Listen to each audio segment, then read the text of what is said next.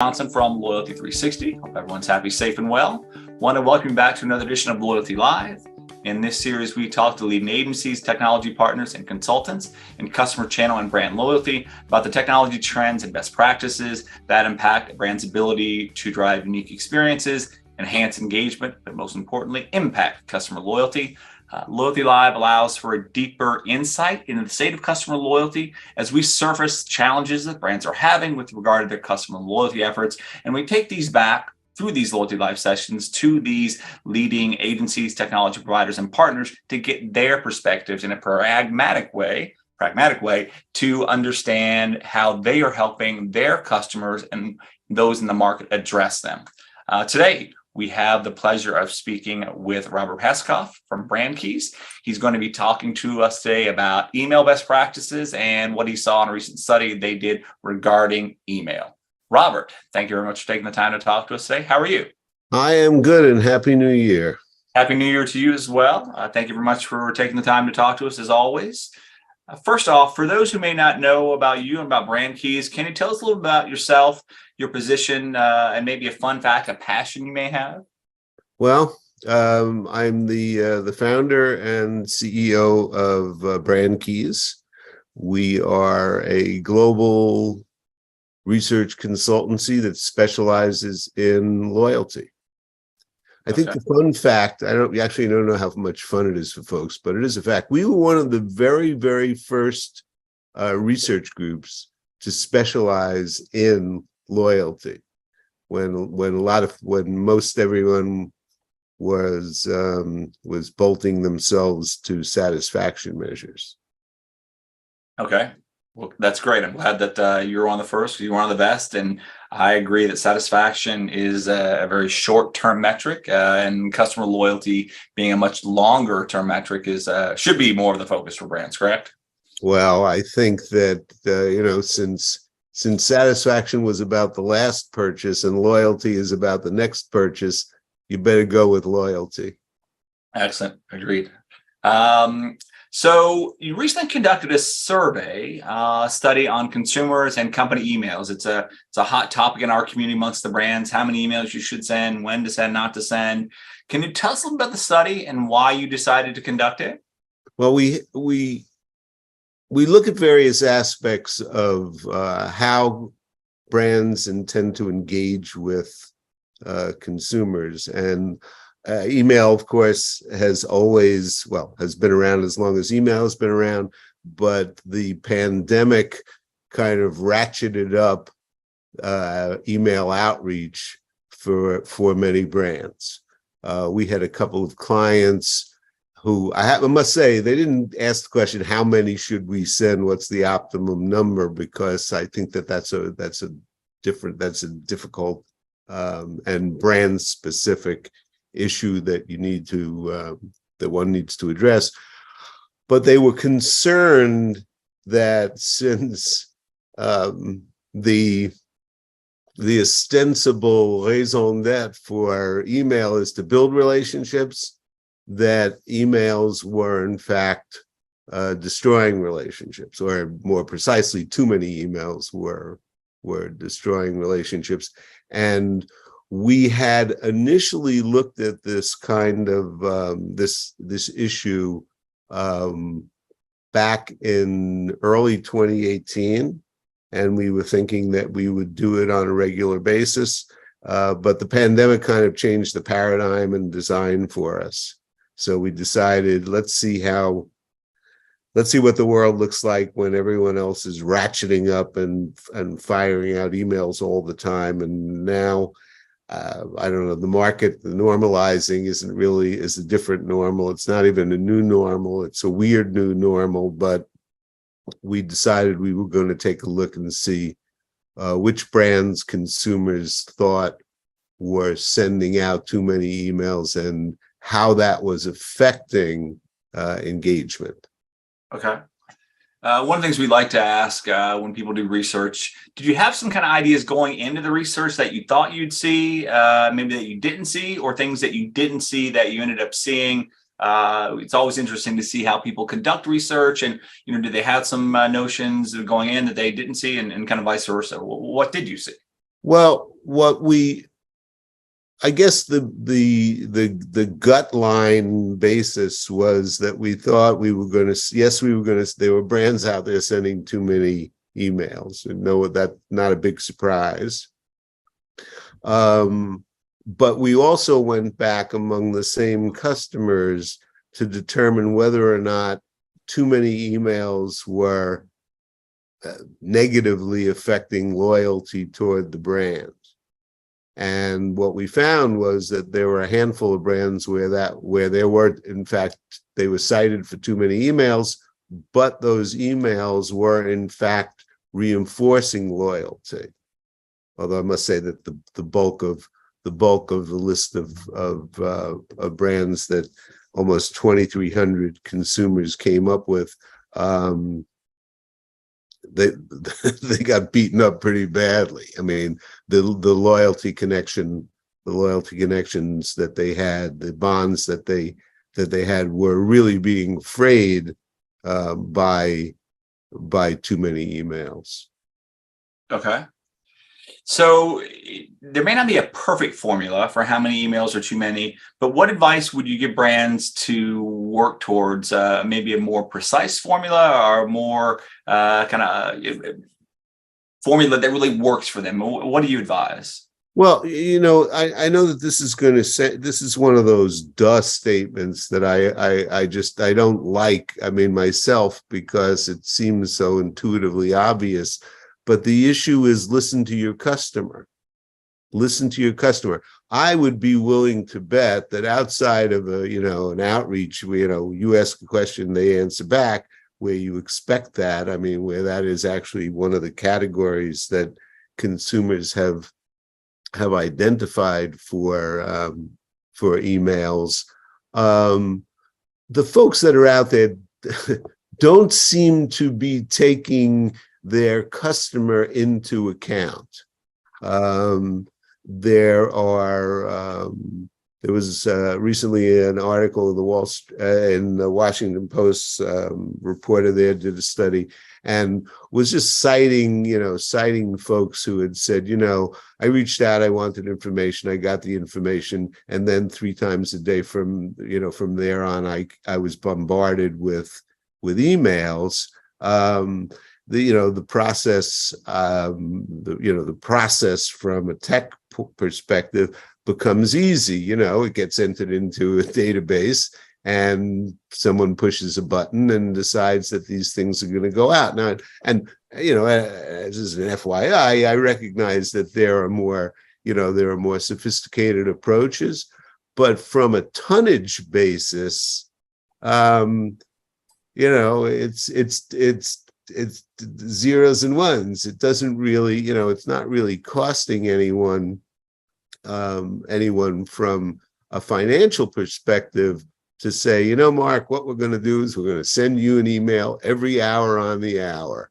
And okay, but the frustration and the disengagement from loyalty is something that ultimately that you can factor in.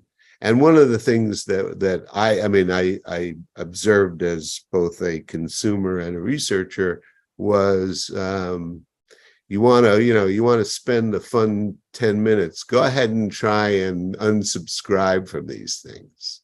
I mean, they're just not making it easy. I know that Google has an unsubscribe thing now, and good for them. I mean, that way. But when you need to look for the yellow on white unsubscribe link at the bottom of the email, in 7-point type, that then takes you to a site that wants you to enter a number, enter your email, tell them a reason why you don't want the emails anymore. And and the next step is, of course, a DNA sample from the back of your ear. If you can't sense the frustration that a consumer has, these things add up. Now, I'd be the first to tell you that outreach communication probably probably is only accounting for a 2% contribution in terms of what makes up loyalty between a consumer and a brand. It isn't the 100%. There are values in there that are more important. But why would you go out of your way to weaken the loyalty bond that you've got with your consumer when you could control it? And I think that there were I think there were 17 brands that were identified by these 2,300 people. I mean, clearly there were more brands that people had their own anger toward in terms of email, but there were I think it was 250 or more replies from people, and in only 3 instances, and I think that it's interesting to see the brands. In only 3 instances now remember, consumers were citing, they're sending me too many emails. Maybe I should change my tone of voice about that, because it wasn't so much anger as much as we asked the question, who's sending you too many emails? And they said, Amazon is sending me too many emails. Groupon is sending me too many emails. And I believe that there was one other retailer that was sending too many emails. But in those instances, and these are among customers of these brands, not just an opinion, because who cares about opinions? In those instances, brand loyalty had been reinforced. And I think that if you look and you see that, that the kinds of things that, the kinds of ways that people categorize emails that they receive, and we did this on using, our psychological measures and such to be able to get under the radar, you see that in 3 of the 4 segments, a brand like Amazon and a brand like Groupon are probably doing, even though someone says there are too many, 3/4 of what they're sending are the good things. I mean, for example, we categorize things as replies. I mean, you asked a question, they got back to you, and so they were answering a question that you had or an inquiry that was there, and so good. Okay, you got what you wanted back. There's what we call the good news, which is you either were receiving something you didn't expect. Amazon does that a lot, where they go, "Hey, Mark, you bought this thing for $19.95, but because it was a bestseller and the price has gone down, now we saved you $1.95." That's good news. Okay, great. There's new news, which is a lot of what Groupon does, because what they're doing is they're sending out, hey, there are offers, and yeah, they are offers, but here's something new. Maybe you want this spa thing for your wife, or you want, Chinese food down the block, or there's, a sporting event that you can go to. And so so 3 of those are all good things. But then there's the 4th, which consumers categorized as what we called no news. I mean, it's as close to spam, or it is spam. I mean, it's like you're sending me stuff that I didn't want. And if you use that just as a sorting mechanism, although again we measured, okay, you had too many emails. What was the effect on your brand loyalty, which was in most instances, it was destructive to brand loyalty. You can see that, you do your own sort in your head as to what you get. What I was referring to with the Washington Post article was a story about someone who had bought something online, and then they got an email from the president of the company, a very nice email, basically going, "Hey, how did you get to us? We're really curious as to do it. Now, as researchers, you and I sit here and kind of snigger because we know, yeah, they're looking for information about how people engage with the brand and something having to do with their platforms and media. But okay, it was polite. And so the person said, hey, I'll answer back, which they did. And from then forward, they got 3 emails a day from the company. You don't need to do that.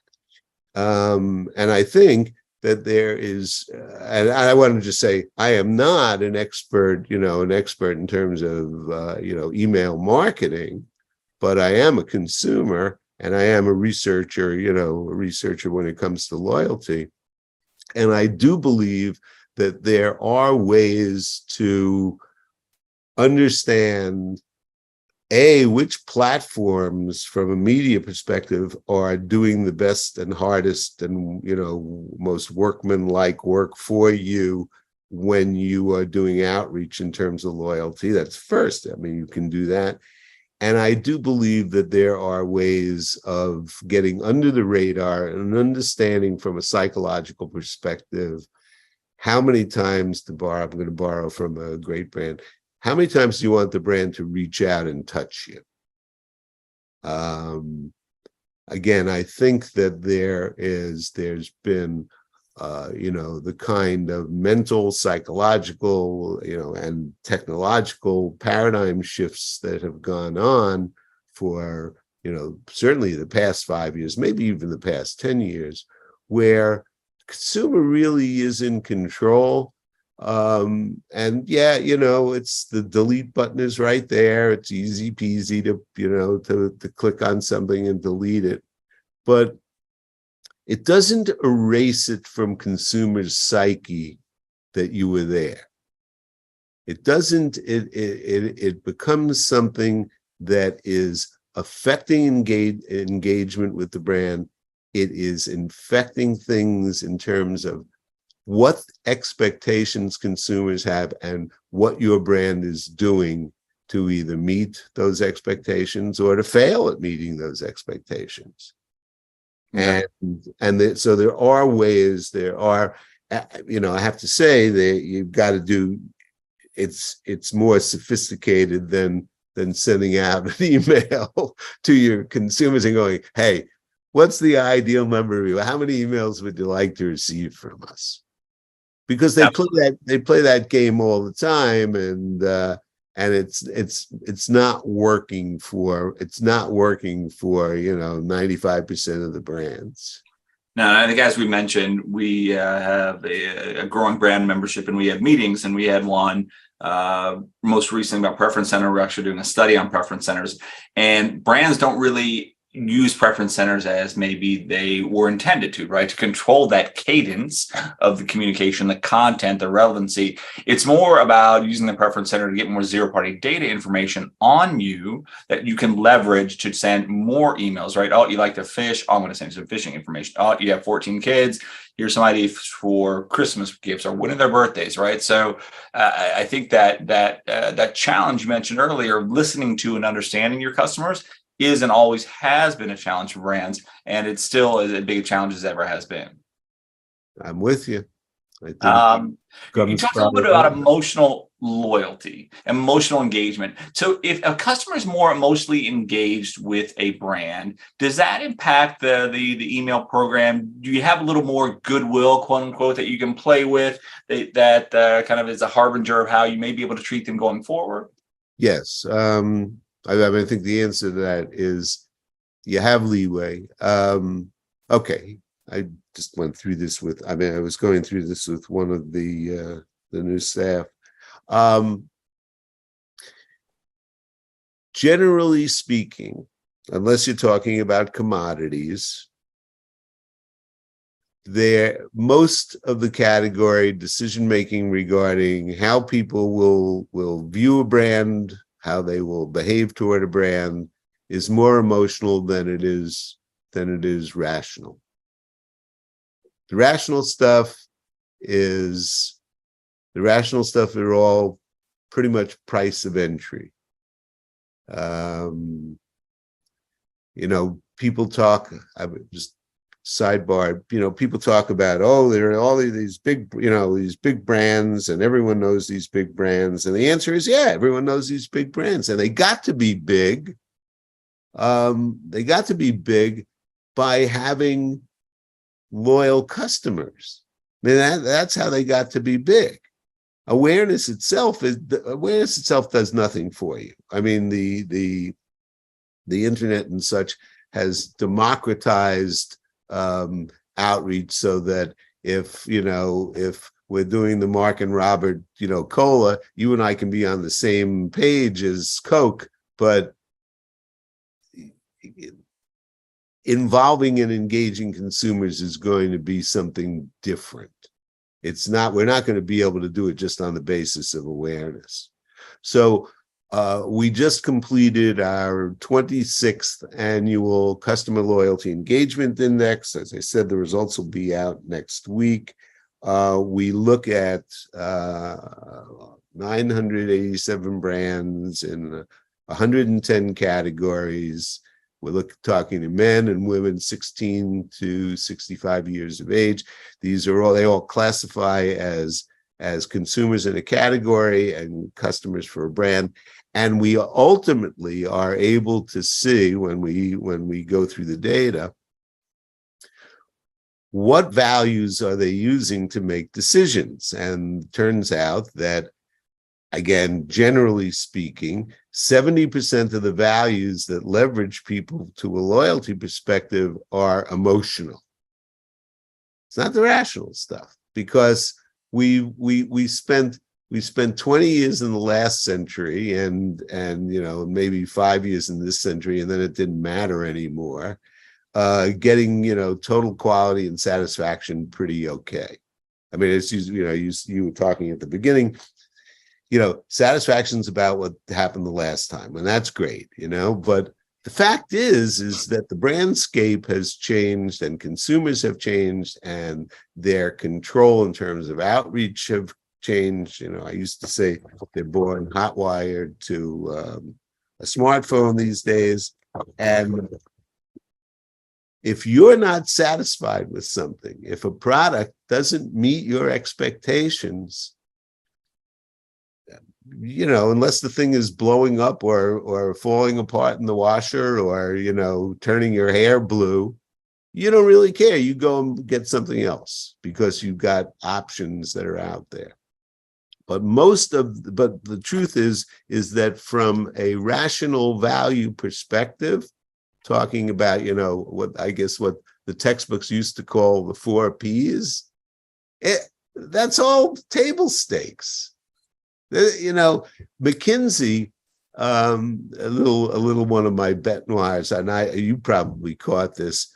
A year and a half ago, McKinsey turned around during the pandemic, and they went, you know what? There's no more brand loyalty. And you know how I'm going to prove that to you? Mark Johnson, when he went to the store, even though he used to buy Charmin toilet paper, he didn't buy Charmin. He bought something else.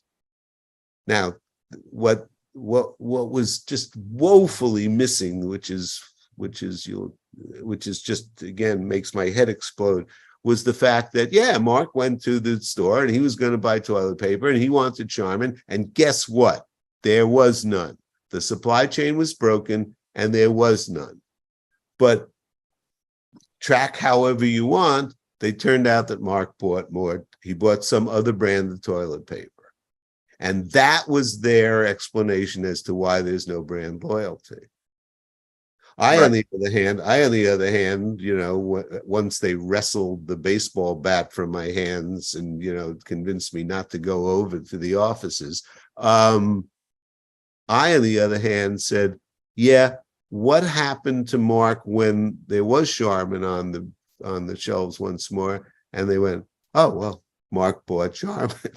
So, there are ways of with loyalty, like communication, loyalty interference, but loyalty is loyalty. I mean, that's what that's about, that the brand is seen to best meet your expectations. And the pandemic notwithstanding, because, that becomes hopefully, a blip in the radar once every 150 years that we have to live through. But the emotional decision making is more important, more leverageable, and more prevalent than any of the rational stuff. There just isn't anything that's going to do that. I mean, and I said commodities, sure, you wouldn't spend $50 on a bag of sand when you could get that same bag of sand for $5. It's a bag of sand. But your toilet paper, your automobile, your smartphone, your computers, there are all reasons that go well beyond the rational primacy of product that these things deliver to you. Absolutely. Very fascinating. Obviously, speaking with you, the research, kind of the precedents you have with regard to customer loyalty and behavior. Well, last question I have: when you look at personalization is a big area of interest for brands. Personalization, cadence management, segmentation, they all kind of fit in that same kind of construct. How do you help brands see the importance of personalization within the customer experience?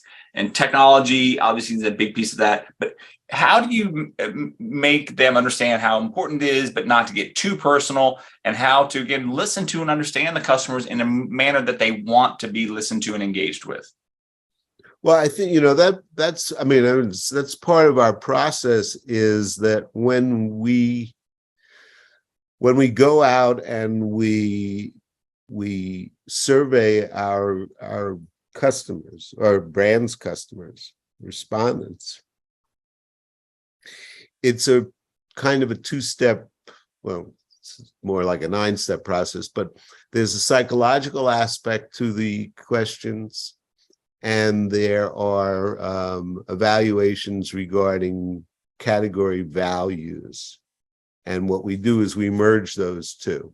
It's a fusion using some really neat higher order statistical analyses, so you get what people really think, and you merge that with values. And so the output, from an output perspective, I mean, this is the only way that I've been able to see this, is you have a question like that's, there's a good question, you can add that to your list of values that you are having consumers assess, and the output identifies for you the percent contribution that they make to loyalty.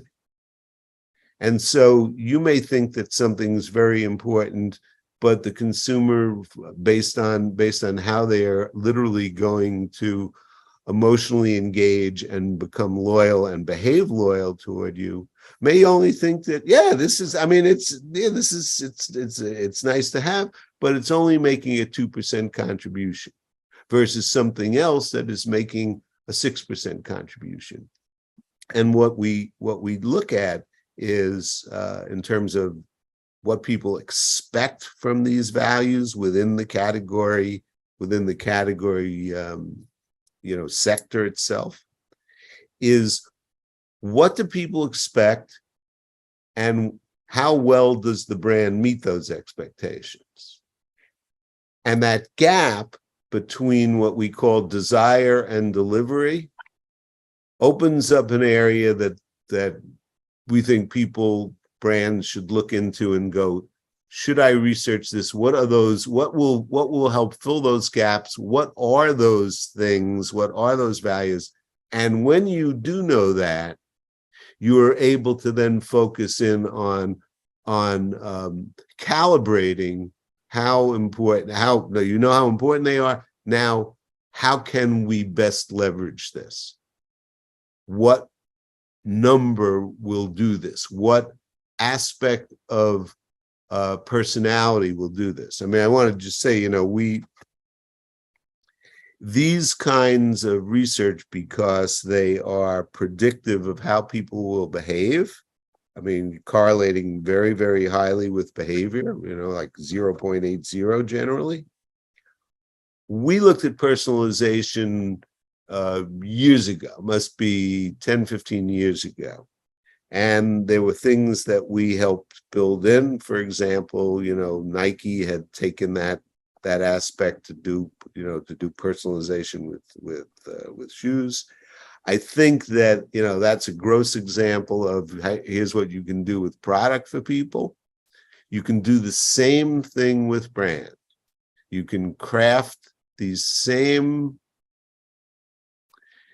with the same kind of precision. You can identify the areas that will be of personal concern to the consumer. And then you can see that on a broad basis, because happily you're able to generalize things. And the fact is that things have become more and more, one-on-one, but you don't really need to do that. I mean, when you're accommodating 95% of your customer base doing the right thing, you're likely to see the multiplier effect of all these things. You said before, are they willing to give you the benefit of the doubt? Yeah, the loyal customer is 6 times more likely to do that. I mean, that's where the power, loyalty, of course, is the best thing to have. I mean, there isn't, it's like, what else do you want? You want to satisfy me? Yeah. Okay, satisfied me. Everyone's satisfying everyone. What you want is loyalty, and there are the benefits to that. You and I have talked about this before, but the rule of 6, there's loyal consumers are 6 times more likely to do all these wonderful things for you. They're going to buy you again. They're going to recommend you to people. They're going to pay. They're going to give you the benefit of the doubt. And that's why I think that when, and people do it. I mean, you do it, I do it, but it's the sample of one, but you are in fact doing it. You collect your mail, the thing is there, you can look at it and you go, oh my God, it's the 15th one that I received this week. And then this little voice in your head goes, yeah, but I like them. They're pretty good. And so fine. You don't disengage from them. Absolutely. They built loyalty. Well, Robert, as I mentioned earlier, it's always a pleasure talking with you. Looking forward to hearing more about your customer, your 26th annual study. I'm sure we'll be talking to you about that. It's always great to hear what you're seeing there. You are a steward and fellow in the industry, so I appreciate you taking the time to talk to us today, and looking forward to talking with you again soon. Hey, Mark, thank you so much. I always appreciate the opportunity to chat with you. Absolutely. And thank you, everyone, for taking the time to listen today. Make sure you join us back for another edition of Loyalty Live soon, and have a wonderful 2023. Thank you very much.